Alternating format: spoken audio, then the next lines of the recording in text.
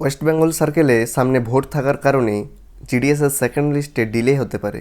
আপনার কি মাধ্যমিকের নম্বর ভালো আছে? প্রথম লিস্টে নাম আসেনি বলে কি মন খারাপ? তাহলে আজকের ভিডিওটা একদম শেষ পর্যন্ত দেখুন, কারণ জিডিএসের দ্বিতীয় মেরিট লিস্ট নিয়ে আসতে চলেছে বিরাট বড় আপডেট। আজ আমরা আলোচনা করব ইন্ডিয়া পোস্ট জিডিএসের দ্বিতীয় মেরিট লিস্ট কবে প্রকাশিত হবে এবং পশ্চিমবঙ্গের ভোট পরিস্থিতির জন্য এই লিস্টে কোনো দেরি হওয়ার সম্ভাবনা আছে কি না। এক একটা পয়েন্ট ধরে আজকে ডিটেলসে পুরো আলোচনা করব, কারণ কালকের লাইভে যখন আমি গিয়েছিলাম ম্যাক্সিমাম কমেন্ট সেটাই ছিল যে দাদা সেকেন্ড লিস্টে আসতে কি দেরি হবে, যেহেতু ওয়েস্ট বেঙ্গল সার্কেলে ভোট। তাই এই সম্বন্ধে খুঁটিনাটি তথ্য দেবো আজ আমি আপনাদের। তাই ভিডিওটা শুরু করার আগে নমস্কার বন্ধুরা, আমি শান্তনু। কেমন আছেন সবাই?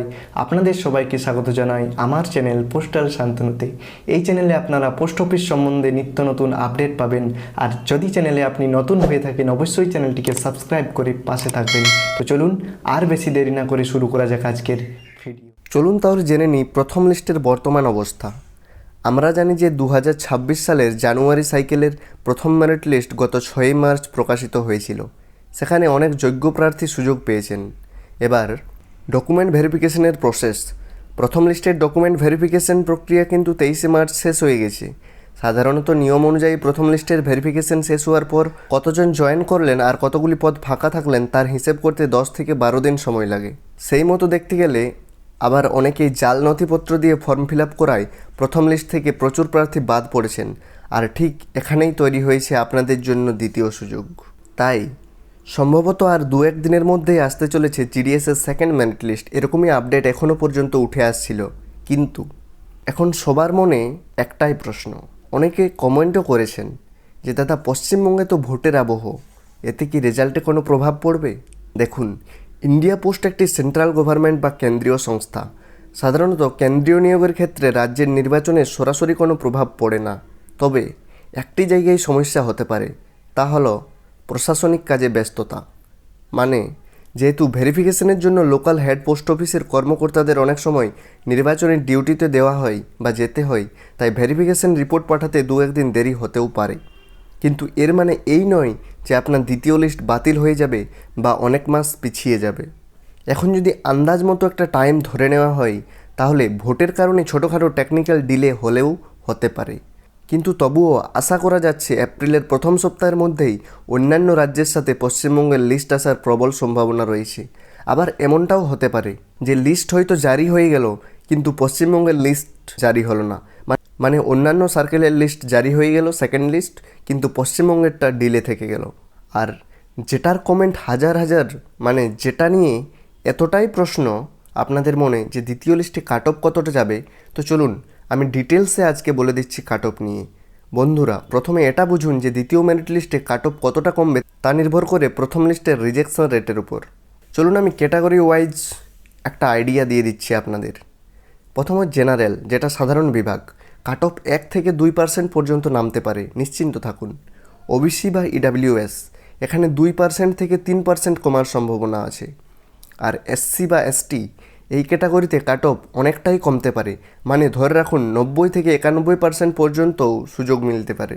আর যাদের নাম্বার 92% থেকে 96%-এর মধ্যে আছে, তারা দ্বিতীয় লিস্টের জন্য বুক বেঁধে তৈরি থাকুন।